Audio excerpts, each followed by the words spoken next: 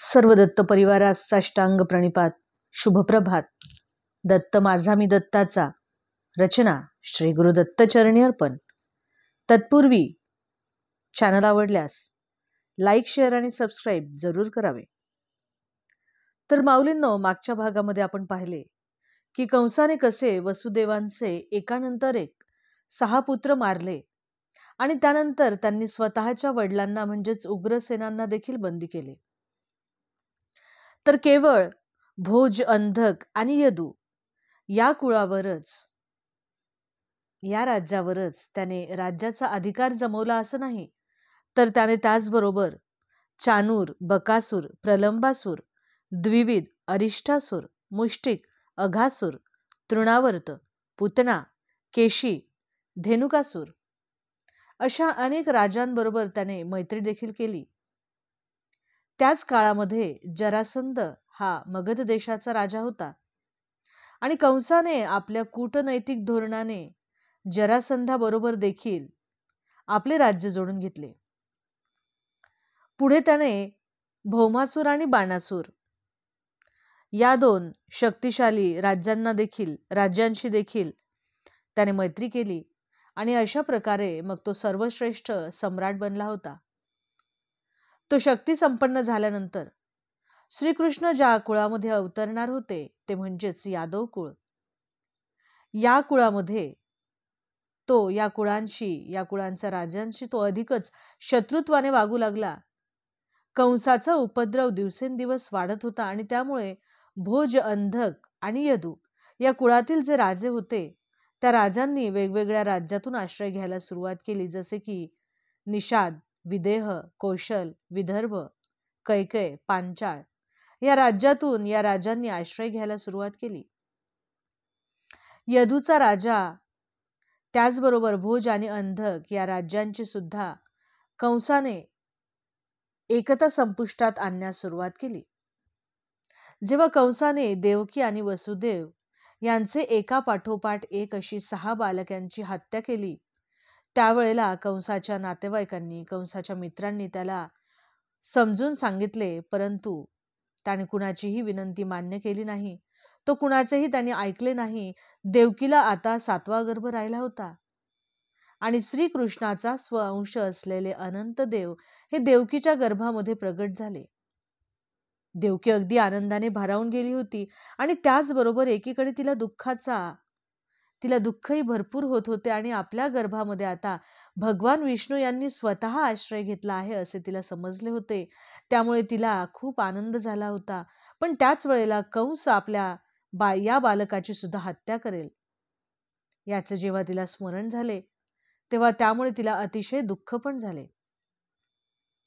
कंसाने हे जे काही अघोरी कृत्य चालू केले होते त्यामुळे सगळेच यदुवंशीय होते ते भयभीत झाले होते. भगवान श्रीकृष्णांना त्यांच्या या यादवांच्या अशा परिस्थितीबद्दल अतिशय दया आली आणि श्रीकृष्णांनी त्यांची जी योगमाया होती तिला पाचारण केले. आणि योगमाया म्हणजेच ती परमेश्वराची एक प्रमुख शक्ती. वेदांमध्ये परमेश्वराच्या अनंत शक्ती आहेत असे म्हटले आहेत आणि या सर्व शक्तीमध्येच योगमाया ही एक प्रमुख शक्ती आहे. परमेश्वराने योगमायेला वृंदावनात अवतरण होण्यासाठी आदेश दिला.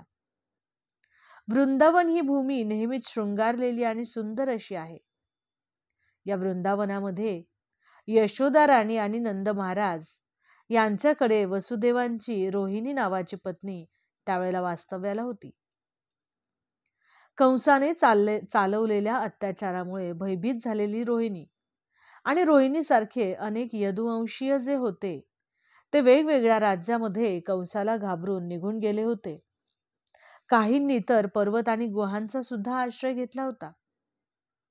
श्रीकृष्णांनी योगमायेला आदेश दिला की कंसाच्या कारागृहामध्ये देवकी माता आहे, तिच्या गर्भामध्ये सध्या शेष आहेत, त्यांना तू देवकीच्या गर्भामधून रोहिणीच्या गर्भामध्ये संक्रमित करण्याची व्यवस्था करावी. त्यानंतर त्या पुढची व्यवस्था मी पाहिल. त्यानंतर मी स्वतः देवकीच्या गर्भामध्ये प्रवेश करणार आहे आणि देवकी आणि वसुदेव यांचा पुत्र म्हणून मी जन्म घेणार आहे. त्याच वेळेला तू वृंदावनात नंदा आणि यशोदा माता यांची कन्या म्हणून प्रगट हो. अशा प्रकारे तू माझी सहभगिनी निवडून तुझा अवतार होणार आहे आणि जगातील लोक तुला वेगवेगळे नैवेद्य धूपदीप अर्पण करून मौल्यवान वस्तू अर्पण करून तुझी पूजा करणार आहेत.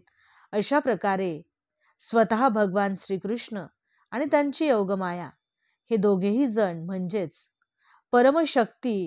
परमशक्तिमान आणि परमशक्ती हे दोघेही जण भाऊ आणि बहीण म्हणून अशा प्रकारे त्यांचा अवतार होणार होता.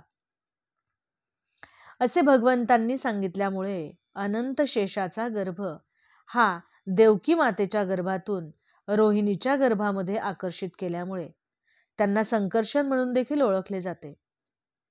ज्या वेळेस प्रत्यक्ष शेषांचा जन्म होणार होता, त्यांचा अवतार होणार होता, त्यानंतर त्यांना संकर्षण किंवा बलराम असे म्हणूनही ओळखले जाणार होते.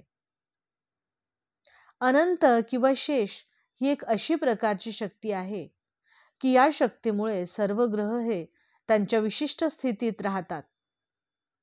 परमेश्वराकडून जेव्हा योगमायेला अशा प्रकारचा आदेश मिळाला, त्यानंतर तिने भगवान श्रीकृष्णांना प्रदक्षिणा घातली आणि परमेश्वराच्या आदेशाप्रमाणे स्वतः योगमाया या जगामध्ये अवतरित झाली. जेव्हा देवकीचा गर्भ हा रोहिणीच्या गर्भात अवतरित झाला होता, तेव्हा त्या दोघीही या योगमायेच्या आवरणात असल्यामुळे त्यालाच योगनिद्रा असेही पुराणात म्हटले आहे. ही जेव्हा घटना घडली, त्या घटनेनंतर देवकीचा 7वा गर्भ हा नष्ट झाला असेच सर्व जनसामान्यांचा समज झाला होता. अशा रीतीने देवकीचे पुत्र म्हणून बलराम हे अवतरले होते, तरी त्यांनी रोहिणीचा पुत्र होण्यासाठी देवकीचा गर्भ हा रोहिणीच्या गर्भात स्थानांतरित करण्यात आला आणि त्या व्यवस्थेनंतर पूर्ण पुरुषोत्तम भगवान स्वतः ते देवकीच्या हृदयात त्यांचे अवतरण झाले होते. ज्या वेळेला भगवान श्रीकृष्ण हे देवकी मातेच्या गर्भामध्ये होते, त्यावेळेला देवकी माता ही परमसत्याचे निवास बनली होती. ती कंसाच्या कारागृहात होती, तरी तिची शोभा एखाद्या शमित अग्नीसारखी होती, पण तिचे जे दिव्य सौंदर्य होते ते कुणीही पाहू शकत नव्हते. तरीही कंसाने मात्र देवकीचे ते दिव्य सौंदर्य पाहिले आणि त्यावरून त्याने तात्काळ असा निर्णय केला की स्वतः परमेश्वर हे देवकीच्या गर्भात त्यांनी आश्रय घेतलेला आहे, कारण की यापूर्वी एवढे सौंदर्य कधीही कंसाने देवकीचे पाहिलेले नव्हते. आणि देवकीच्या गर्भामध्ये आता सध्या काहीतरी अद्भुत असे सामावले आहे हे कंसाला मनोमन त्याने जाणले. आणि आता कंस हा चांगलाच भयभीत झाला होता. त्याला निश्चित माहित होते की परमेश्वर भविष्यामध्ये आपल्याला नक्कीच ठार करणार आहेत. आणि अशाच विचारात असताना कंस विचार करू लागला की मी जर आत्ताच देवकीला मारले किंवा मी आता देवकीचे काय करू? मी जर आत्ता देवकीला मारले तर माझ्या कीर्तीला एका स्त्रीच्या हत्येचा कलंक लागेल.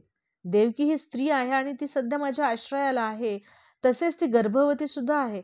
आणि अशा परिस्थितीत जर का मी तिला ठार मारले तर माझे नावलौकिक, माझे कीर्ती, माझ्या धर्मकर्माची फळे या सगळ्यांचा क्षय होईल. त्यामुळे तो पुन्हा विचार करू लागला.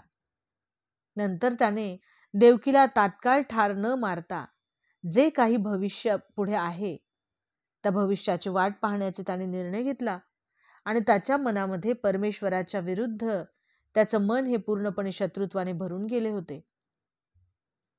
बसताना, उठताना, खाताना, पिताना, चालताना, कुठलेही काम करताना सर्व परिस्थितीमध्ये तो श्रीकृष्ण आणि फक्त भगवान विष्णू यांचेच चिंतन करू लागला.